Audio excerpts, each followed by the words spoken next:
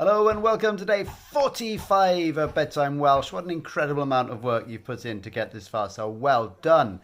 Now today we're going to go back to a couple of old things and some bigger sentences for you, so don't worry about getting them wrong. In fact, make those mistakes, enjoy the mistakes. It's meant to be fun. You're playing with these words. So, going back a little bit, can you remember how to say, I'm going to start?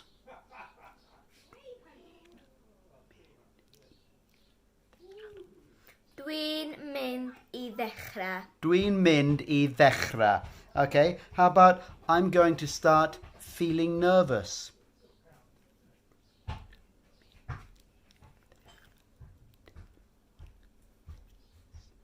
Dwi'n mynd I ddechrau teimlo'n nerfus. Dwi'n mynd I ddechrau teimlo'n nerfus. Right, how about I'm going to start feeling happy?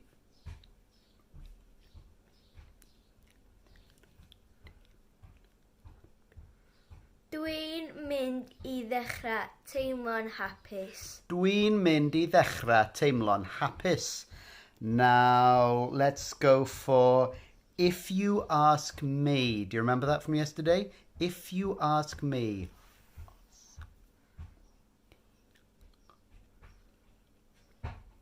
Os wyt ti'n gofyn I mi. Os wyt ti'n gofyn I mi. Os wyt ti'n gofyn I mi. Okay, now how about if you ask me what the answer is?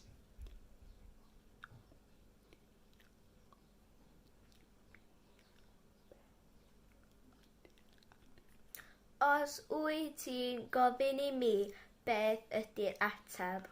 Os wyt ti'n gofyn I mi, beth ydi'r ateb?